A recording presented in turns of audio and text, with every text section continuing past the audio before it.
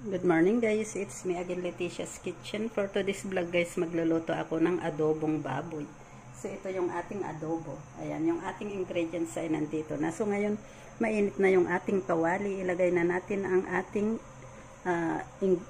ingredients. Tulad ng ginger, shallot, scallion, at saka garlic. Ayan guys. So, i-fry lang natin yan hanggang sa lumabas yung aroma ng ating ingredients. Ayan. So, bali kaunting mantika lang guys ang nilagay ko dyan. Kasi, ayoko ng maraming mantika. Kaya, kaunting mantika lang. So, ayan. I-fry lang natin hanggang sa maging brown yung ating ingredients.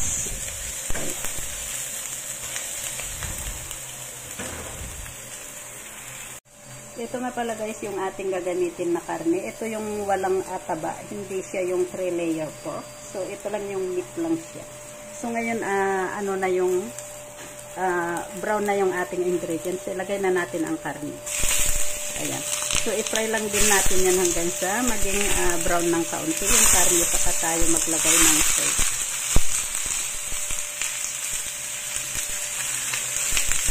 Ayan, haluin lang natin. Ayan. Para maalis yung ano niya guys, yung lansa ng karne. So, i-fry lang natin hanggang sa maging brown ng kaunti. Mawala yung kulay pula ng karne.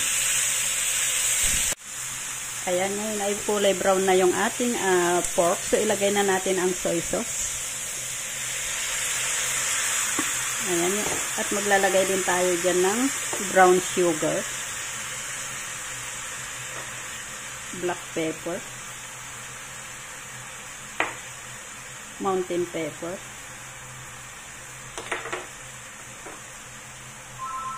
five spice, star anise. So ngayon guys, maglalagay din ako ng wine, rice wine. Ito yung rice wine natin. Ayan, at maglalagay na tayo ng water. Kaunting water lang. So, ayan.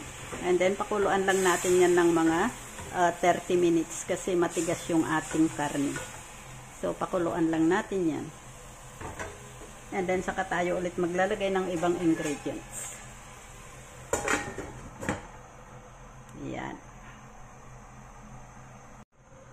Ito na guys, buksan na natin ang ating adobo.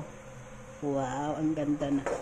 So, ayan na guys yung ating adobo. Haluin lang natin. At maglagay na tayo dyan ng butter. At saka ketchup. Ayan guys. Maglagay tayo para mas masarap yung ating adobo. Mas maganda yung lasa niya. So, ito yung ating butter.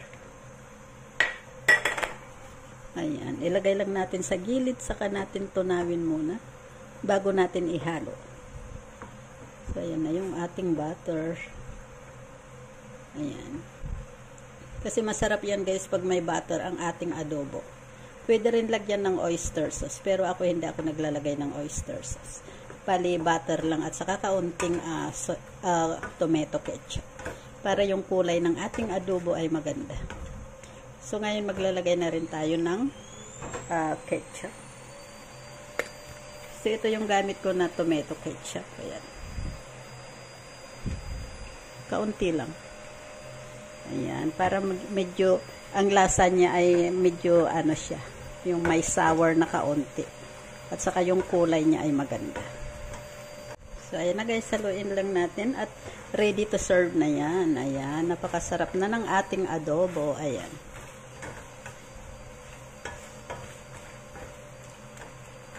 Ayan, so ngayon guys, pwede na natin iserve. Ito na yung ating adobo. Ayan, iserve na natin. Kaunting sauce lang siya. Kasi hindi rin maganda yung napakadaming sauce. Ayan, yung tama lang yung sauce niya. Ayan. So, yan na guys yung ating adobo. Ayan. So, ready to eat na. Pwede na nating iserve. Pwede na tayong kumain. So, yan na guys yung ating pork adobo. Ayan. So, thank you guys for watching. Please don't forget to click like and share. Thank you. Bye-bye. God bless.